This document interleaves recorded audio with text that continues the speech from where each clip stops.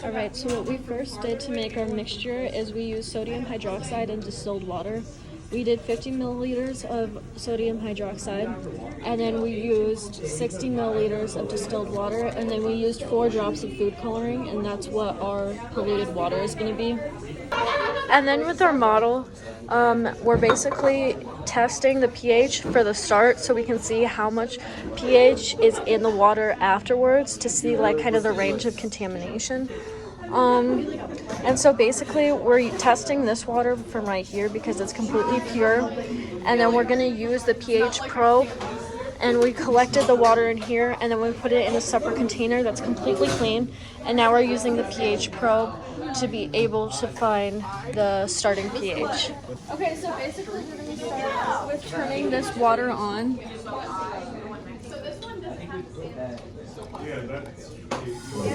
Alright, oh god, that's going fast. Okay, and then we're going to take our contaminated water and we're just going to put it in the very top, right up here. And drain it. So we're going to make sure that it all gets in there. We're going to wait a minute for it to completely soak in the ground to keep adding more. And make sure you use the entire bottle. And then we'll be back in just like a few minutes.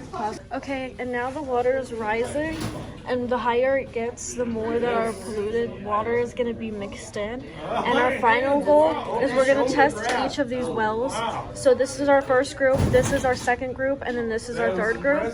And our main goal is that our third group shows us how contaminated the water gets from this group over here. So this should have a higher pH, this should have a lower pH, but it should still be higher than our starting one at the very beginning.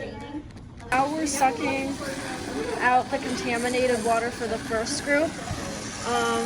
And this one, again, should have a higher pH. And then we're having it come in here, which then we're going to put in those test tubes, and we're going to test the pH of each of them.